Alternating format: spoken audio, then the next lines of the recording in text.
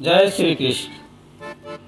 कुरुक्षेत्र के युद्ध क्षेत्र को विशाल सेनाओं के आवागमन की सुविधा के लिए तैयार किया जा रहा था। उन्होंने हाथियों का इस्तेमाल पेड़ों को उखाड़ने और जमीन साफ करने के लिए किया। ऐसे ही एक पेड़ पर एक गौरैया अपने 4 बच्चों के साथ रह रही थी। जब उस पेड़ को उखाड़ा जा रहा था तो उसका घोंसला जमीन पर गिर गया, लेकिन चमत्कारी रूप से उसकी संतानें अनहोनी से बच गए। लेकिन वो अभी बहुत छोटे होने के कारण उड़ने में असमर्थ थे। कमजोर और भयभीत गौरैया मदद के लिए इधर-उधर देखती रही। तभी उसने कृष्ण को अर्जुन के साथ वहां आते देखा। वे युद्ध के मैदान की जांच करने और युद्ध की शुरुआत से पहले जीतने की रणनीति तैयार करने के लिए वहां गए थे। उसने कृष्ण के रथ तक पहुंचने के लिए अपने छोटे पंख फड़फड़ाए और किसी प्रकार श्री कृष्ण के पास पहुंची। हे कृष्ण, कृपया मेरे बच्चों को बचाएं, क्योंकि लड़ाई शुरू होने पर कल उन्हें कुचल दिया जाएगा।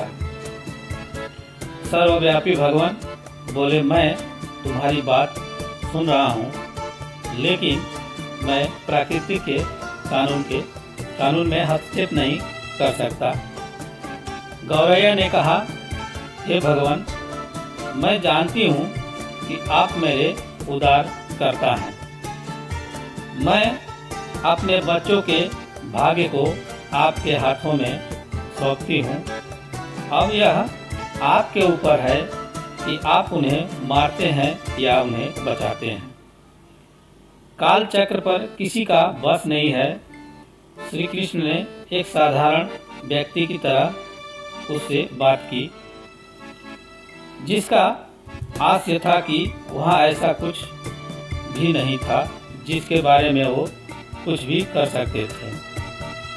गौरैया ने विश्वास और श्रद्धा के साथ कहा, प्रभु, आप कैसे और क्या करते हैं मैं नहीं जान सकती। आप स्वयं काल के नियता है, यह मुझे पता है। मैं सारी स्थिति एवं परिस्थिति एवं स्वयं को परिवार सहित आपको समर्पण करती हूँ।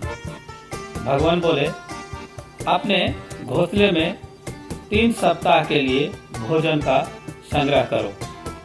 गौरैया और श्री कृष्ण के संवाद से अनभिज्ञ अर्जुन गौरैया को दूर भगाने की कोशिश करते हैं। गौरैया ने अपने पंखों को कुछ मिनटों के लिए फुलाया और फिर अपने घोंसले में वापस चली गई। 2 दिन बाद संघ के उद्घोष में युद्ध शुरू होने की घोषणा की गई। कृष्ण ने अर्जुन से कहा कि अपने धनुष और बाण मुझे दो। अर्जुन चौंका, क्योंकि कृष्ण ने युद्ध में कोई भी हथियार नहीं उठाने की शपथ ली थी। इसके अतिरिक्त अर्जुन का मानना था कि वह ही सबसे अच्छा धनुधर है। मुझे आज्ञा दे भगवान, अर्जुन ने दृढ़ विश्वास के साथ कहा, मेरे तीरों के लिए कुछ भी अभेद नहीं है। चुपचाप अर्जुन से धनुष लेकर कृष्ण ने एक हाथी को निशाना बनाया, लेकिन हाथी को मार के नीचे गिराने के बजाय तीर हाथी के गले की घंटी में जा टकराया और एक चिंगारी सी उड़ गई। अर्जुन ये देखकर अपनी हंसी नहीं रोक पाए कि कृष्ण एक आसान सा निशाना चूक गए। क्या मैं प्रयास करूं? उसने स्वयं को प्रस्तुत किया।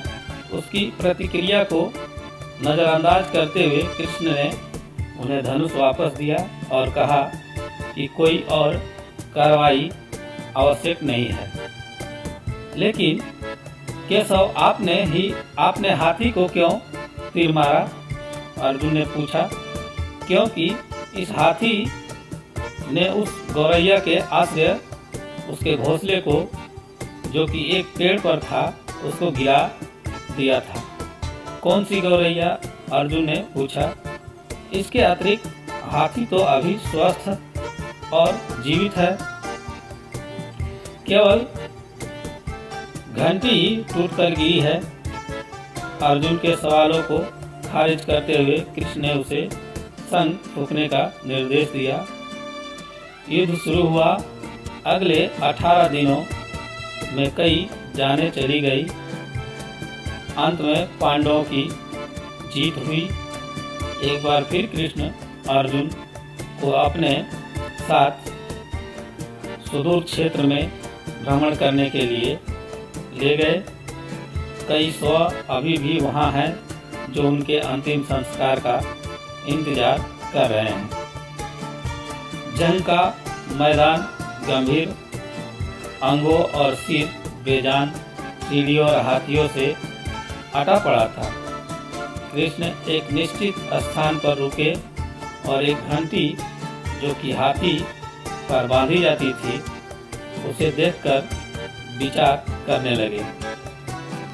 अर्जुन, उन्होंने कहा, क्या आप मेरे लिए यह घंटी उठाएंगे और उसे एक तरफ रख देंगे? निर्देश बिल्कुल सरल था, परंतु अर्जुन के समझ में नहीं आया।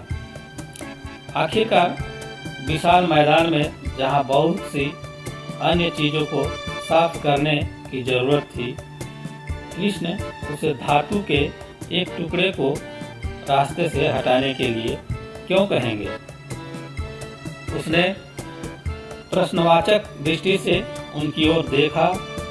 हाँ, यह घंटी, कृष्ण ने दोहराया, यह वही घंटी है जो हाथी के गर्दन पर पड़ी थी, जिस पर मैंने तीर मारा था। अर्जुन बिना किसी और सवाल के भारी घंटी को उठाने के लिए नीचे झुका। जैसे ही उन्होंने उसे उठाया, उसकी हमेशा के लिए जैसे दुनिया बदल गई। 1, 2, 3, 4 और 5 4 युवा पंछियों और उसके बाद एक गौरैया उस घंटी के नीचे से निकले। बाहर निकल के माँ और छोटे पंछी कृष्ण के गिर्द गिर्द मंडराने लगे एवं बड़े आनंद से उनकी परिक्रमा करने लगे। 18 दिन पहले काटी गई एक घंटी ने पूरे परिवार की रक्षा की थी। मुझे क्षमा करें हे कृष्ण, अर्जुन ने कहा।